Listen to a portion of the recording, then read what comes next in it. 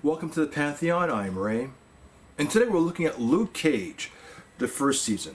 Okay, we'll keep this really brief and short, and I enjoyed this watching this on the second go around much more. I thought it went a lot smoother and faster, and I got to appreciate all the characters. And we're looking at that this is going to be a 2 seasons series. You really appreciate what you're seeing. The motivation is what takes place in the first episode, and that was a robbery that went south, and that is what makes everyone do what they do.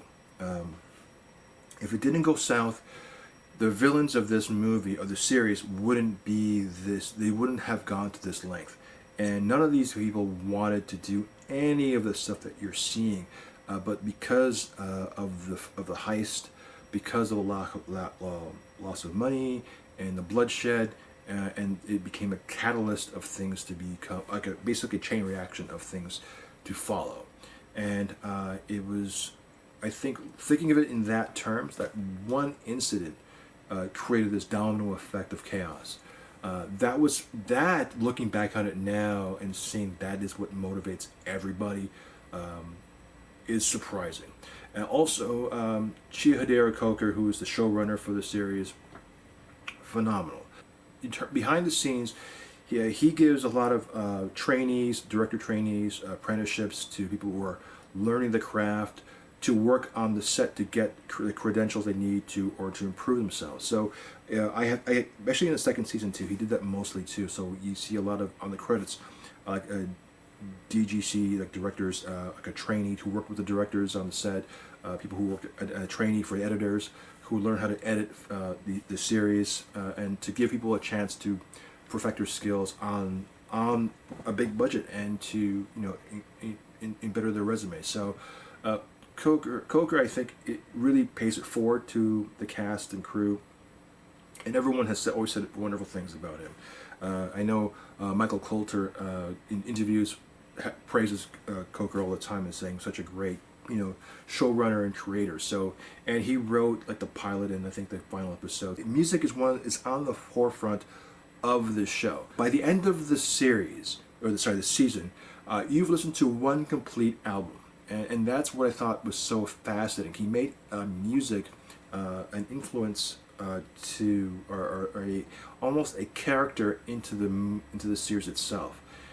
When you go to the Harlem's Pearl, the nightclub, there's at least one act in every episode who does a full song, and it's interacted with live action, or it's intercut with the scenes of people in the club. So it's a continuous story, or like one continuous flow, but it's intercut with action sequences or dialogue that goes on with the characters just to keep the plot moving forward. But he gives, like, you have like Faith Evans, you have some of New York's like blues, you have different eclectic artists, real artists who are performing on the stage, and it's interesting how he uses that and makes music such a strong palette of the series. The action is pretty cool. I mean, yeah, he's bulletproof.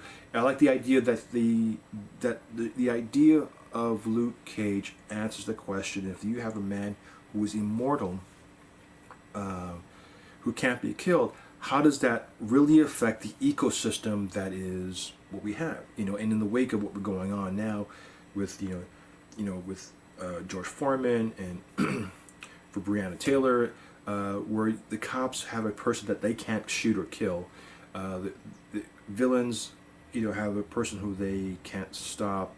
The people have a hero to look up to, which is, they talk about him as being like a black Jesus Christ, because what bonds him can make him almost immortal too. It's mentioned later on in the series. So I thought that was interesting how they made a character, and to see how this character reacts and responds to the community and those who are around him, because he upsets the status quo. And I think that was pretty interesting how they talk about that. And he's a reluctant hero, and he's not embracing it. So that's kind of a cool flow that they have with this. and seeing what triggers Mariah, in that one particular sequence, and what Cottonmouth said to her. Now that I know, like, which it sets her off, and understanding where it comes from and what was really going on in her mind that triggers her. Looking back now in retrospect, or rewatching this, I really enjoyed and understood season one much better. And I think when I saw the first time around, because I didn't get that, I don't have that foreseeable knowledge of where this is heading, and I think that's kind of a detriment to the series. And I think that's why I didn't enjoy it as much. But because I was able to now see all the pieces to the puzzle, and I was able to see what it's setting up and knowing what's being built, this made me so excited to see this again. So I think for those who watch it for the first time, you'll enjoy it. You might find it a little slow because you're not getting everything necessarily. There's a lot of it that plays back in season 2, which we'll get to next month, I believe, or end of next month.